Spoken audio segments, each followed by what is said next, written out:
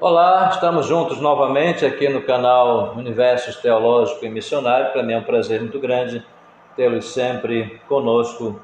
E cada vez que você clica aí no vídeo e começa a assistir, está nos ajudando a levarmos a mensagem do Senhor a milhares de pessoas. A você do Brasil, a de outros países que assistem os vídeos, meu muito obrigado a você, continuem conosco. Eu sempre oro por vocês e quando eu tenho oportunidade eu respondo, algumas mensagens, porque são muitas mensagens que chegam e eu não estou tendo condições de responder a todas, mas vou responder no tempo devido.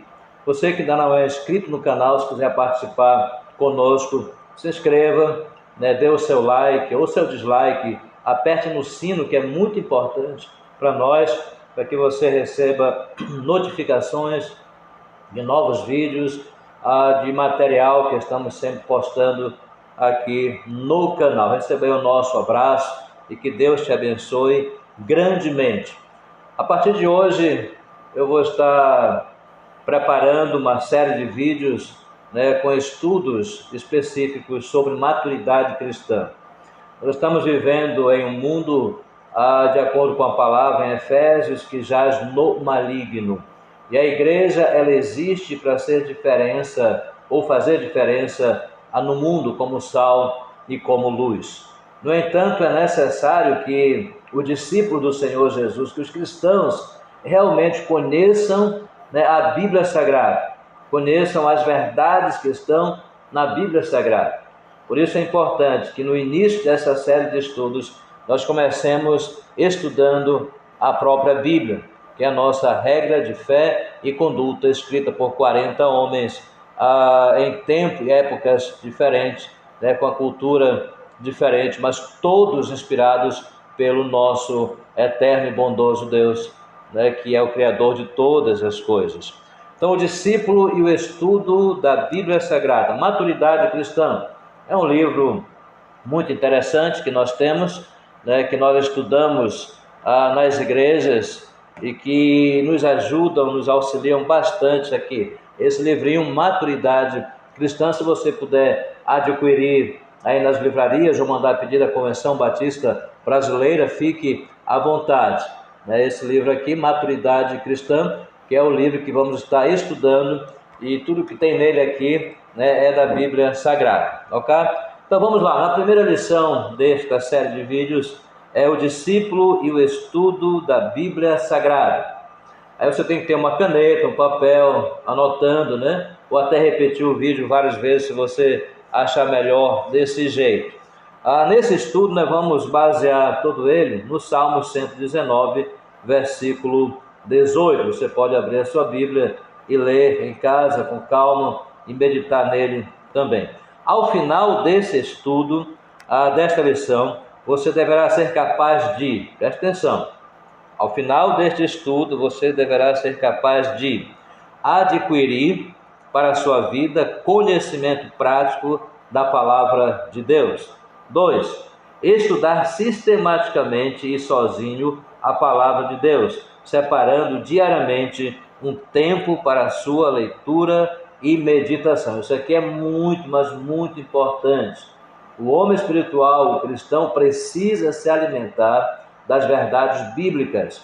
E é importante que você tire um tempinho, das 24 horas que você tem durante o dia para ler, não somente ler, mas meditar naquilo que você está lendo. 3. Assumir o compromisso de ler anualmente toda a Bíblia. Ler a Bíblia anualmente. A Bíblia tem 66 livros, inspirados por Deus. Você pode começar de Gênesis e ler 3 capítulos do Antigo Testamento e 1 capítulo do Novo Testamento. Quando chegar no final do ano, você já leu toda a Bíblia Sagrada. Interpretar corretamente a palavra de Deus e aplicar seus princípios ao viver diário, compartilhando-os com outras pessoas. Não guarde só para você o conhecimento que você tem, mas compartilhe aí com outras pessoas. Identificar no texto bíblico a mensagem de Deus para o momento presente. Uma ordem ou mandamento, uma advertência, uma promessa ou um princípio eterno para a sua vida. Tem que identificar isso daí. Então, no começo da série de vídeos que estamos começando hoje, a gente vai estudar sobre a palavra do nosso Deus, porque sem ela não há religião cristã, sem ela não tem como nós vivermos uma vida diária na presença do nosso Deus. E aqui na introdução desse material, né, o Dr. Tim LaHaye, um grande servo do Senhor, em seu livro Como Estudar a Bíblia Sozinho, da editora Betânia, ele conta que certa vez um rapaz de 17 anos foi a um culto atendendo a um convite de um vendedor de sapatos que o levara a Cristo. Esse vendedor, de acordo com ele, falou-lhe da necessidade de conhecer melhor o Salvador que acabara de aceitar. Durante o culto, após o período de louvor, o pregador diz: abramos a Bíblia agora em 2 Timóteo, capítulo 5, versículo 12. O jovem convertido abriu na primeira página a Bíblia que seu amigo lhe dera e começou a folheá-la por Gênesis, Êxodo e outros livros sem encontrar 2 Timóteo. Um pouco confuso, voltou ao índice e observou que 2 Timóteo encontrava-se na página 325. Quando abriu a Bíblia, nesse número, encontrou o livro de Josué. Olhou no índice novamente e percebeu que a Bíblia tinha duas grandes divisões e que Timóteo achava-se na segunda. Quando afinal encontrou o texto, o pastor já havia terminado o sermão. Interessante isso daqui, por isso a importância de conhecer a Bíblia Sagrada. Embora tenha fracassado nessa primeira tentativa, aquele jovem sentiu um grande desejo de conhecer melhor a Bíblia. Anos depois, ele tornou-se um famoso pregador que levou a Cristo 1 milhão de pessoas. O nome dele era Moody. Como discípulo, temos o desejo de conhecer o Senhor Jesus e a sua vontade para as nossas vidas. Para tanto, é fundamental a leitura, estudo, meditação e aplicação da palavra de Deus. A Bíblia é uma verdadeira biblioteca com 66 livros, 39 no Antigo Testamento e 27 no Novo Testamento, e escrita por cerca de 40 homens inspirados pelo Espírito Santo, durante um período de aproximadamente de 1.600 anos. É o livro mais lido no mundo. Foi publicado em mais de 160 idiomas e é certamente o livro dos livros.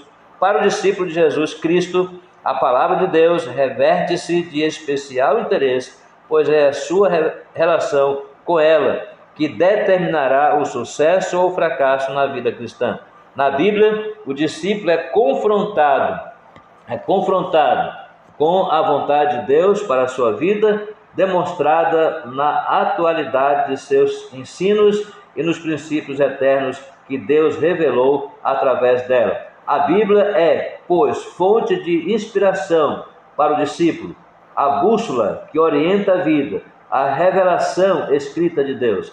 A relação do discípulo com a Bíblia envolve ouvir, ler, estudar, memorizar e meditar no que Deus fala através de sua palavra, aplicando a mensagem bíblica à própria vida. Olhando desse ponto de vista, quando o discípulo aprende a estudar a palavra de Deus sozinho, encontra uma fonte inesgotável de vigor espiritual e sua vida adquire uma nova dimensão. Então vejamos agora como estudar a Bíblia com grande proveito. Um dos métodos mais eficientes do estudo da palavra de Deus é o método indutivo.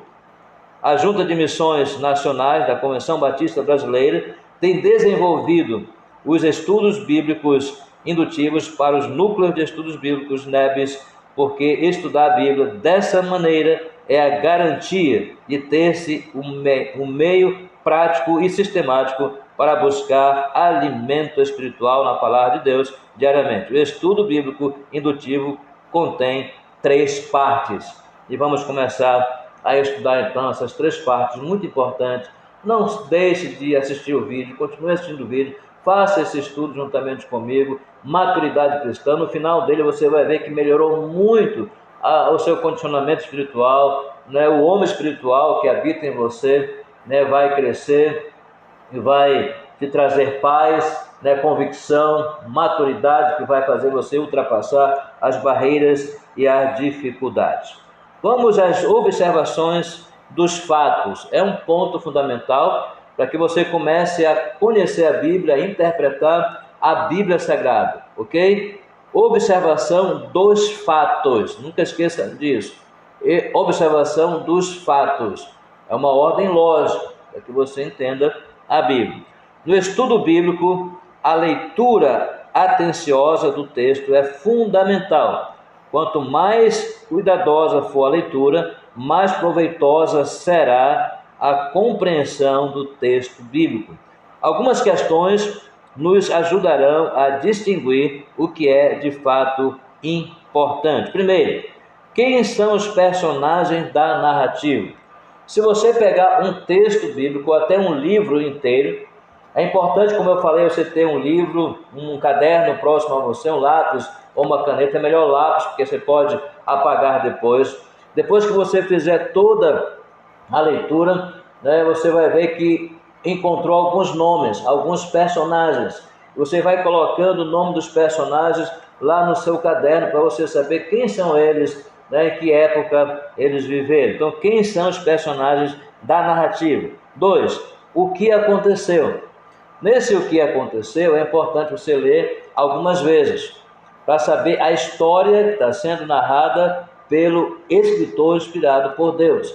Uma leitura simples não vai identificar, né, para você o que aconteceu naquela narrativa ali. É importante que você possa ler mais de uma vez. Onde ocorreu? Na questão geográfica, a cidade, no território, foi na Palestina, em Jerusalém, se foi em outro, na Judéia, em Cafarnaum, enfim, em Jericó, onde aconteceu, né, aquele fato, aquela narrativa, né, que você está lendo ali.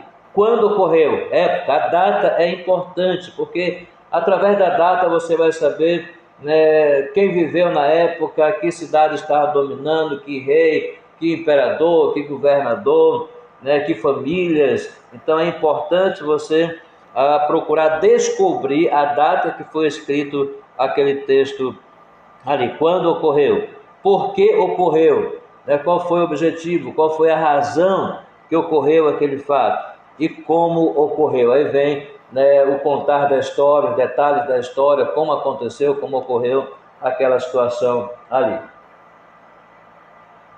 Então aqui é a observação dos fatos, por isso que eu disse que é importante você ter aí nas mãos, na sua mesa, na sua escrivaninha, um caderno, um lápis de preferência, uma borracha para você ir anotando. Aqui no 2, interpretação do texto bíblico. Interpretação do texto bíblico. Observamos a primeira, a observação dos fatos. Agora, é a interpretação do texto bíblico. Compreender o que Deus nos fala através de sua palavra é um processo que exige, além de uma leitura atenciosa, o exercício mental e espiritual para buscar o verdadeiro significado do texto bíblico. Não é um livro comum, não é um livro escrito por qualquer pessoa, é um livro que nós consideramos a palavra de Deus. Lembrando que nós somos seres humanos e somos confrontados com aquilo que vem de Deus, então o exercício para compreendermos, né, a verdade, para interpretarmos a verdade é muito grande.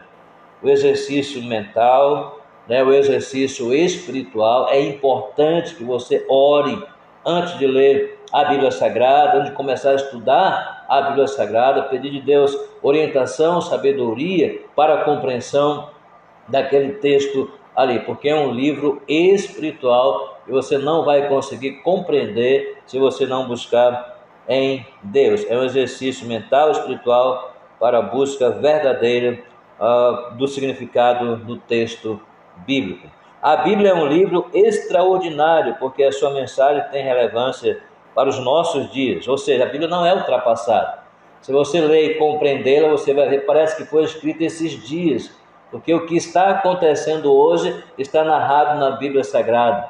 É um espelho, né, daquilo que acontece hoje. Ou seja, não é um livro ultrapassado, pelo contrário, ele é muito atual. A narrativa da Bíblia nos coloca, nos confronta com a realidade do próprio mundo.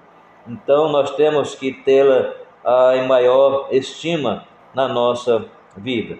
Alguém afirmou que precisamos entrar no pensamento do autor para compreendermos sua mensagem. Nessa tarefa, você precisa considerar o seguinte: olha só, presta atenção.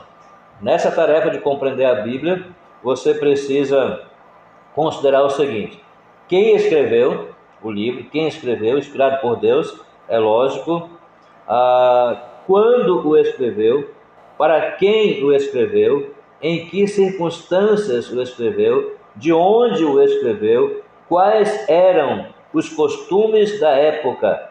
Essas informações históricas vão ajudá-lo a vivenciar a realidade histórica da mensagem. Então, verifique quem escreveu o livro. Por exemplo, Tiago, quem escreveu foi Tiago, possivelmente o irmão do Senhor Jesus Cristo. No Antigo Testamento, quem escreveu Eclesiastes foi o rei Salomão. Quem escreveu Provérbios foi o rei Salomão. Quem escreveu Cantares, ou Cântico dos Cânticos, foi o rei Salomão. No Novo Testamento, quem escreveu Mateus foi o próprio Mateus. Quem escreveu Marcos foi o próprio Marcos. Lucas foi o próprio Lucas. João foi o próprio João. Você identifica quem escreveu, quando escreveu, a data. Por exemplo, Mateus foi escrito aproximadamente, veja bem, não temos datas específicas, corretíssimas, mas aproximadamente no ano 60.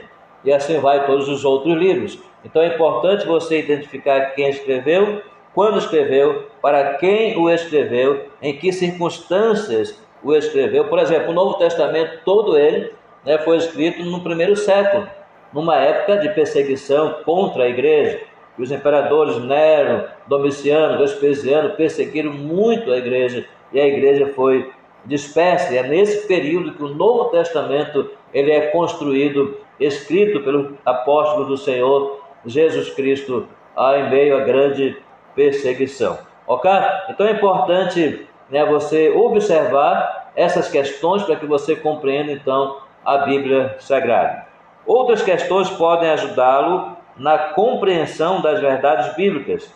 São as que dizem respeito ao estudo gramatical do texto. A Bíblia em português é uma tradução do hebraico, aramaico e grego.